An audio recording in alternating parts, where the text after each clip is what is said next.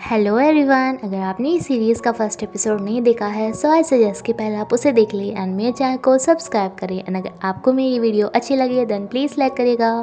शीजिन नशे में इसके ऊपर काफ़ी ज़्यादा गुस्सा हो रही थी, जिसने इसकी इतनी ज़्यादा इंपॉर्टेंट मीटिंग को ख़राब कर दिया था। ये इससे पूछता है कि तुम्हारा बिहेवियर इतना ज़्यादा अजीब क्यों है, तुम मेरे घर में क्यों रहना चाहती हो। तो इसे बताती है कि मेरे पास सिर्फ 30 दिन की ज़िंदगी बची है जो कि एक घड़ी में है एंड वो घड़ी तुम्हारे घर में आके ही रुकती है। लेकिन इसकी बातों पे इसे विश्वास नहीं होता एंड शीजिन इसके ऊपर ही सो जाती है, जिसे किसी तरह बेड तक लेके जाता है एंड इसे सुला देता है। दूसरी तरफ लूफान कहता है कि हमने उन दोनों को घर में अकेला छोड़ा है, सब कुछ अच्छा तो हो रहा होगा ना। एंड जूली कहती है कि हाँ अच्छा ही होगा बिकॉज मेरे पास अब तक कोई फ़ोन नहीं आया। वैसे तो ये शराब पी के टूलती बट अभी भी इसे याद आता है कि अरे मैंने सोने से पहले मेकअप तो उतारा ही नहीं। एंड ये इसकी बाथरूम में जाके घुस जाती है। यहाँ पे एक टेप लगी हुई थी जिसे कहती है कितनी ज़्यादा अगली है, इसे उतार देती है। जिसके कुछ देर बाद कियान की आँख खुलती है। ये देखता है कि उसी पाइप से जहाँ से टेप हटाई गई है पानी पूरी स्पीड में बाहर आ रहा है। कियान इसी किसी की तरह रोक के शीजिन से टूल्स मंगाता है, लेकिन टूल्स जल्दी से लाने के चक्कर में इससे एक्वेरियम नीचे गिर जाता है, जिससे कि कियान की अपने पापा के साथ फ़ोटो गीली हो जाती है एंड इसका पेन भी थोड़ा ख़राब हो गया था। शीजिन इसे कहती है कि मैं तुम्हें कंपनसेट कर दूंगी जितना भी तुम्हारा नुकसान हुआ, बट इसे काफ़ी ज़्यादा गुस्सा आता है। नहीं कहता है कि हर कुछ पैसों से खरीदना नहीं जाता। ये काफ़ी ज़्यादा गुस्से में था, इसलिए 30 दिन का रेंट वाला कॉन्ट्रैक्ट फाड़ के इसे यहाँ से बाहर जाने के लिए बोलता है। कियान को लगा था कि ये बाहर ही बैठी रहेगी बट ये यहाँ से चली जाती है अपना सारा सामान छोड़ के। ये दोनों जो कि किस करने ही वाले थे, जो जूली को उसकी बॉस का फ़ोन आ जाता है। घर आने पे ये कियान को बताते हैं कि आपने उसे इतनी रात को कहाँ पे भेज दिया, बेचारे कि अभी तो पापा की डेथ हुई है, वो काफ़ी ज़्यादा सैड थी, ऐसे में आपने उस पर इतना गुस्सा किया। ये सुनते ही ये सब शीजिन को ढूंढने के लिए चले जाते हैं, जो कि एक बड़ी ऊंची सी छत पे खड़ी हुई थी एंड सबको लग रहा था कि ये सुसाइड करने वाली है। अब ये काफ़ी देर तक ऐसे ऊपर ही खड़ी टहल रही थी, तो इतने में कियान ऊपर आ जाता है एंड इसे बचा लेता है। लेकिन इस चक्कर में वही होता है जो कि मोस्टली ड्रामास में होता है। मतलब यार हम तो हमेशा एक्सीडेंट के चलते काफ़ी दूर जाके गिरते हैं, लेकिन इनकी तो हमेशा किसी होती है। एंड बेचारा कियान तो बेहोश सा ही हो गया था, जो कि इसे किसी तरह नीचे लेके आता है। सब सोचते हैं कि इस कपल की फाइट हो गई होगी इसलिए ऊपर चली गई थी, इसलिए कियान को अपनी गर्लफ्रेंड का ध्यान रखने के लिए बोला जाता है। शीजिन अपनी फ्रेंड को बताती है कि मैं वहाँ पे सुसाइड करने नहीं गई थी, बल्कि मैं तो इस पूरे मार्केट को खरीदने की सोच रही थी, जिसके बाद इस कियान के पास कोई भी कस्टमर ना आए एंड ये घर मुझे दे दे। एंड दूसरी तरफ लूफान कियान को बहुत ज़्यादा डांट रहा था कि देखा तुम्हारी वजह से वो सुसाइड करने चली गई थी, तुमने उस पर कितना ज़्यादा गुस्सा किया, अब तुम्हें उससे माफ़ी मांगनी चाहिए। बट कियान की इतनी हिम्मत नहीं होती कि इससे माफ़ी मांग सके।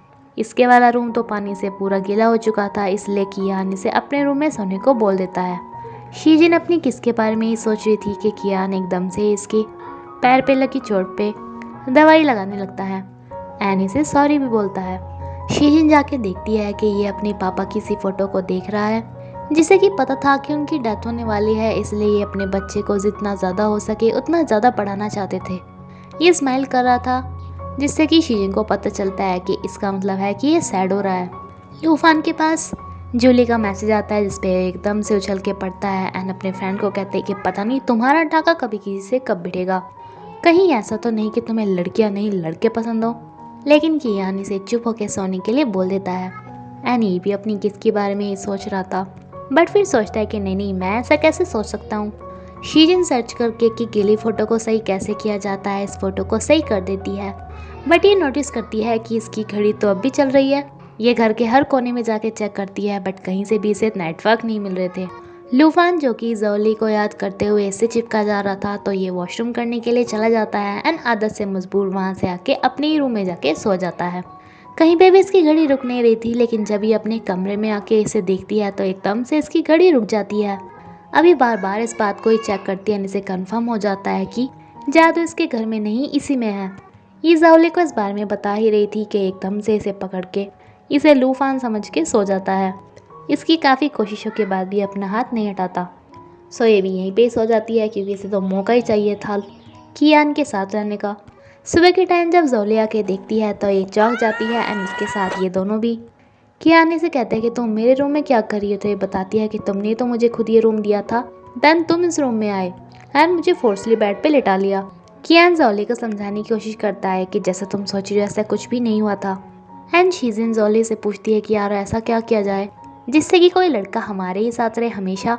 इस पे जोली को लगने लगता है कि ये दोनों डेटिंग करने स्टार्ट कर दिए हैं। लेकिन शीजिन इसे फैक्ट बता देती है कि मेरी घड़ी इस घर की वजह से नहीं, इस कियान की वजह से रुकती है। इसे जब अपनी ये फेवरेट फोटो सही मिलती है तो शीजिन को थैंक्स बोलने आता है। एंड शीजिन इसे बताती है कि ये कियान की आज से सेक्रेटरी है। कियान को आज कहीं पे जाना था तो कहती है कि मैं आपके लिए ड्राइव करूंगी बॉस। ये इसे अपनी सेक्रेटरी बता बोलने से मना कर देता है तो ये इसे वीडियो दिखा के कहती है कि देखो मैं इसे पोस्ट कर दूंगी कि तुम मुझे फोर्स कर रहे थे, जिसपे इसे अंदर बैठना ही पड़ता है।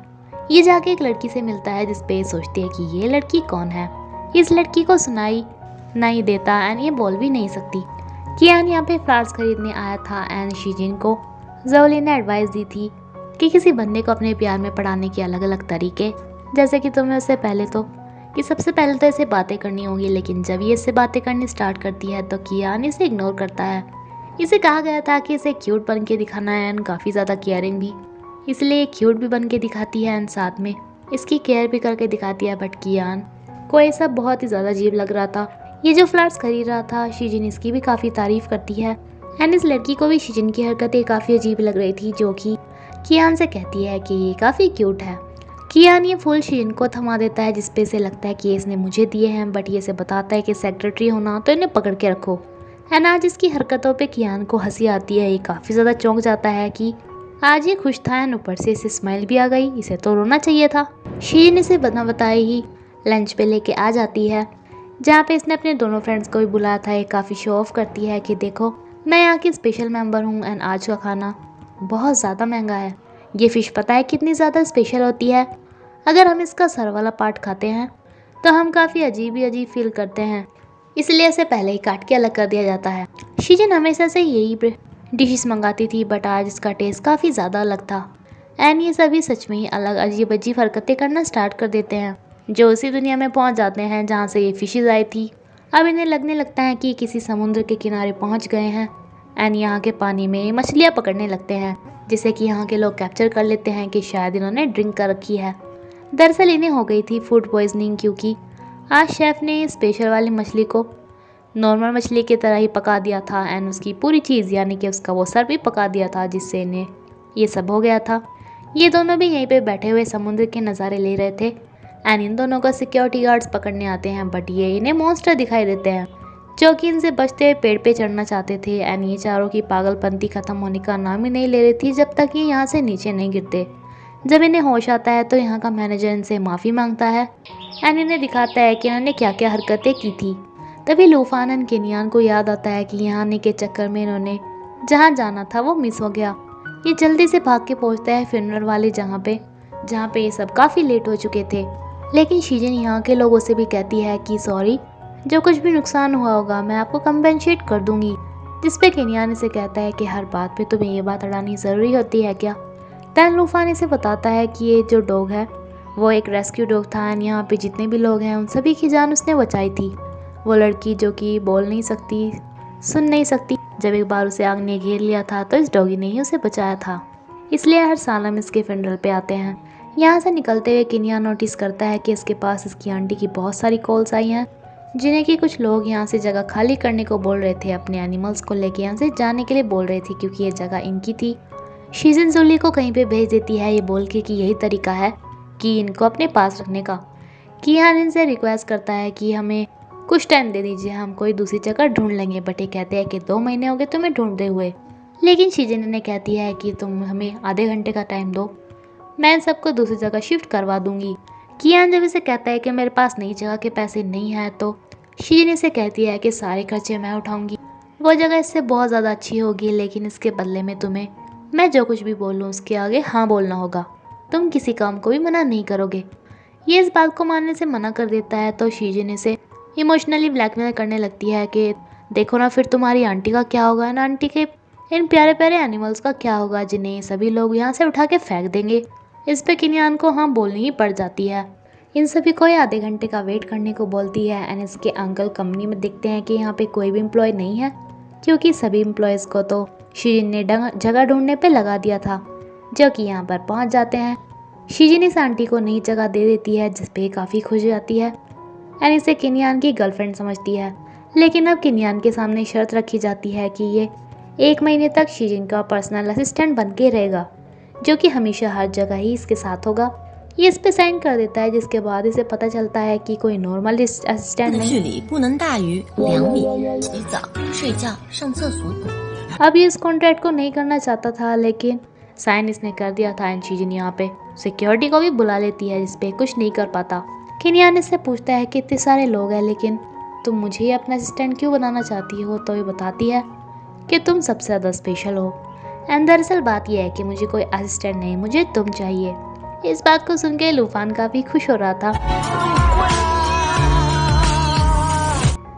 एंड इसी के साथ ही एपिसोड यहीं पे ख़त्म होता है फ्रेंड। अगर आपको मेरी वीडियो अच्छी लगी हो तो प्लीज़ इसे लाइक करिएगा। Thank you.